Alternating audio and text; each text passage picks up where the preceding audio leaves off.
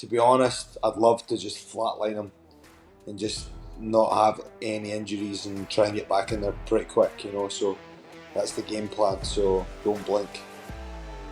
The AllStar app, the #1 app in the business. UFC, Bellator, One Championship, PFL, and more. Get the app right now. Link in description. March 18th, UFC debut in the UK, O2 Arena. Does life get any better than that as a fighter? No. Home crowd, debut. What more can you ask for? I'm getting the sun over here on American Top Team. It's like picture perfect. You can't write it. Are you having quite a few people come down for the fights? Yeah, I reckon I'll probably have about 150 people come support me. So Damn. yeah, it's good. It's good. It seems like sometimes, when you're on the come up as a fighter, you get more support rather, like during Yeah, that time than once you yeah. make it, you know what I mean? Have you seen that in other fighters?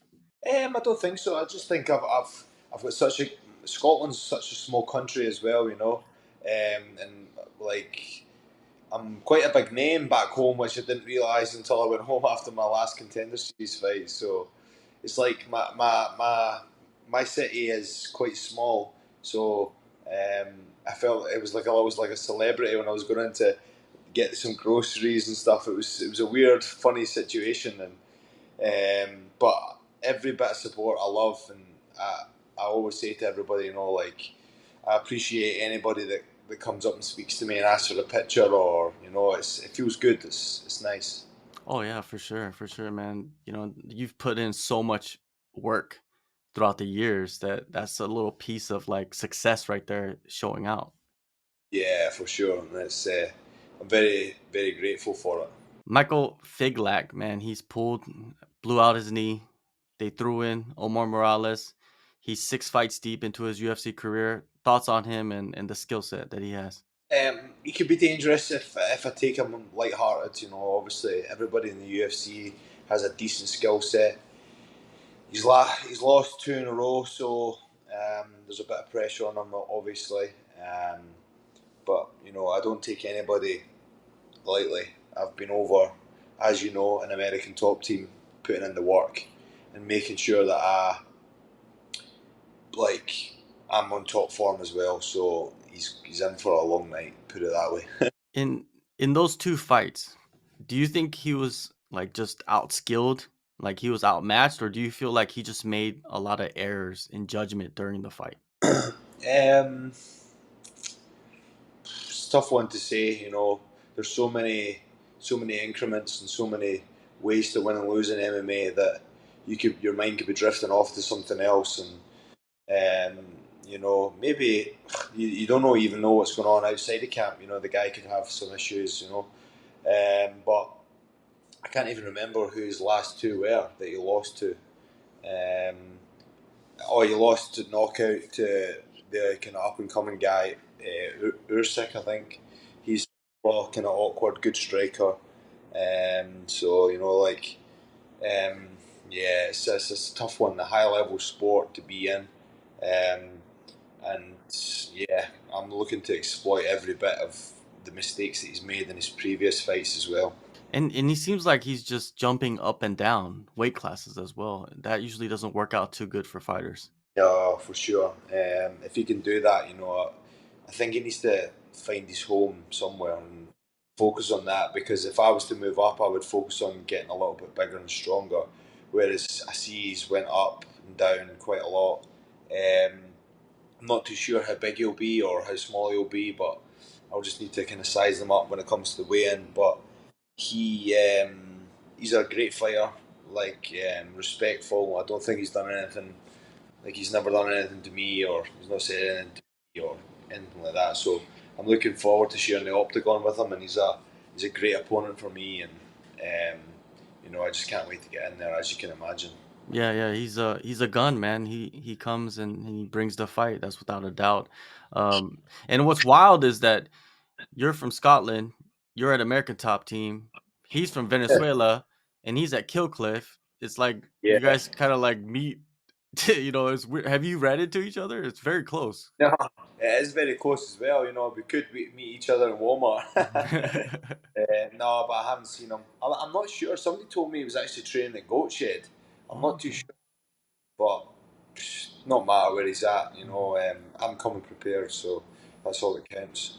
Your Contender Series fight, man, you had to battle through an eye poke, and then you absorbed all those heavy shots just to get that knockout, man. It seemed like your chin hung in there and his didn't, because he hit you with a lot of heavy shots, man, and you just hit him with that one clean cannon and it was over. Yeah, yeah. I think initially I thought it was an eye poke, but I've watched it take back. I think it was just a counter cross that hit me in the eye.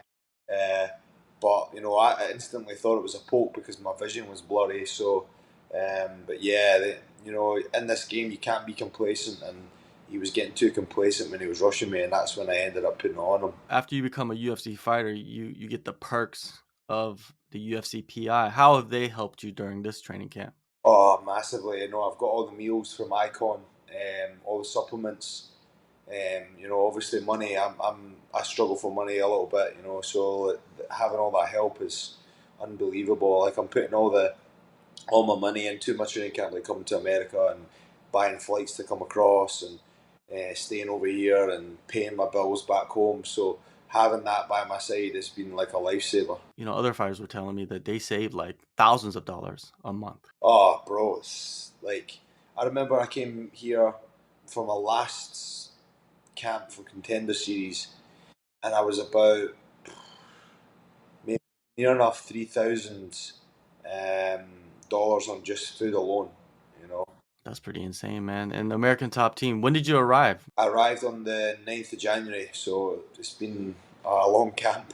And who's the coaching crew for you? There's a lot of great coaches, but it seems like fighters get there and they kind of latch on to certain coaches. Yeah, I've been with Mike Brown.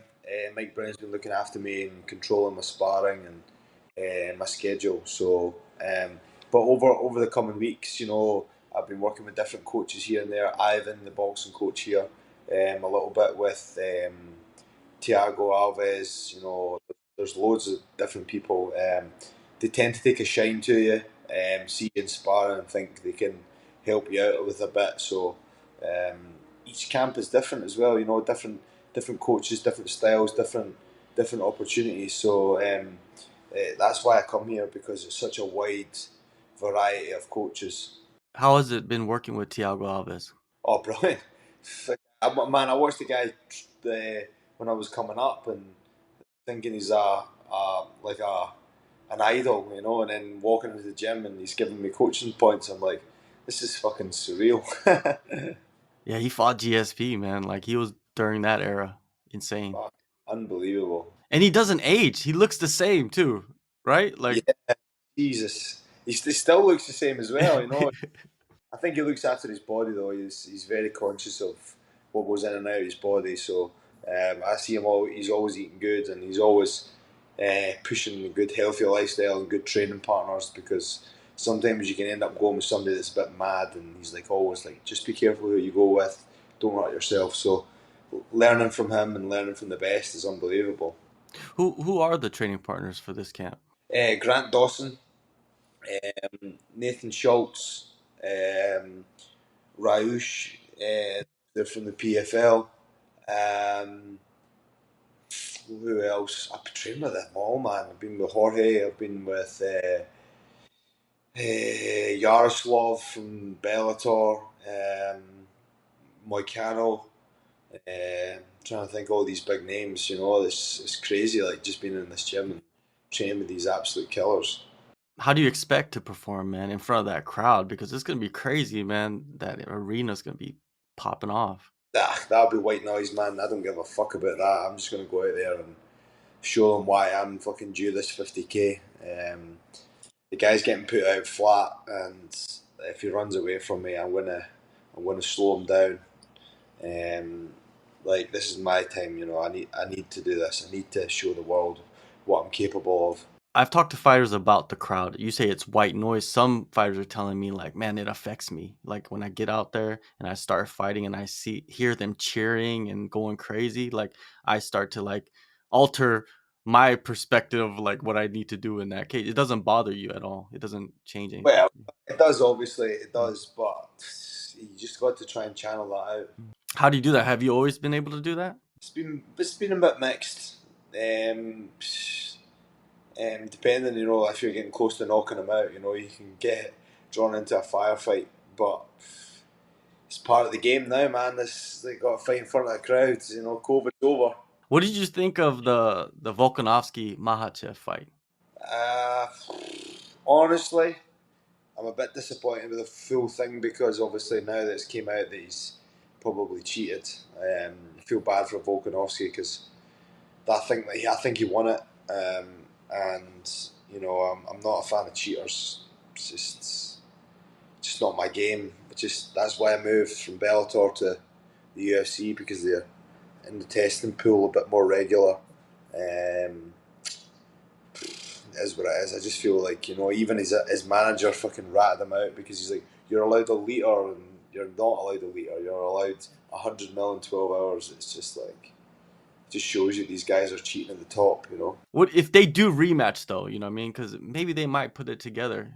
Who comes out on top? You think? Just by seeing the first fight. Depends on where it is as well. I think it might be in Abu Dhabi this time because of Islam, but I think they should maybe crack down a little bit more on the old IV thing because that probably cost Volkanovski the rounds that he was winning. But I want Volkanovski to win. I'm always rooting for him. Uh, good guy, good guy in general, good fighter, and he's the guy going up. So I'm always rooting for the guy that's going up. All right, one last thing, Twitter reactions, right? So I'm gonna give you Twitter tweets about you, and then you can react to them. All right, okay? And I'll let you know who it is. I'll let you know who it is. I got one, okay? So at Scott's MMA, great to see and gives a lot of hope for sport in Scotland. Excited to see Duncan in UFC and see what he can do after that. A lot of eyes on him now. Do you feel that way? Do you feel like you have a lot of eyes on you?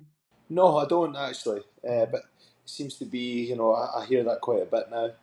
Maybe I have, especially because I'm one of the UK guys and fighting on the card. So nice of that guy to say that, though. It's usually Twitter is full of bad comments. That's why I was laughing at the start because I was thinking I'm going to get slated. I'm sure Yeah. there's a few. Yeah. At Mohammed Arik. Ricky Hatton, question mark. Has anybody ever said you look like Ricky Hatton? Oh, I don't know, but like since I've been in America, everybody keeps asking me like, "Are you a boxer?" I'm like, "No." I think it's maybe my big bent nose. I've got a bit of a bent nose. You can see it's all Yeah. bent. My ears are all fucked. So maybe that's what they think. Maybe that's why he's Ricky Han. Yeah. Well, maybe, you don't have the Jack Della nose. That guy, No, that's yeah, sick. yeah, it's pretty insane. Zach Logan, JJ. Chris Duncan is an absolute killer. Never fought in the UFC though. This is talking about, leading into your debut. He's coming up against a 3-3 guy in the UFC. Should be a barn burner. Are you expecting a barn burner in this fight? To be honest, I'd love to just flatline him Mhm. and just not have any injuries and try and get back in there pretty quick. So that's the game plan. So don't blink. And another comment about your fight coming up at Wildcard 38. Man, Duncan doesn't take easy fight. Sheesh. You don't get a choice. That's it. You're in the UFC. You don't get to choose. People turn down fights and do all this shit. Like I don't turn down fights, unless it's like my friend. It's like it's not happening. It's not my job to turn down fights, and it's not like as you obviously because of my contender series fights. Like I don't turn down fights. It's just not the name of the game.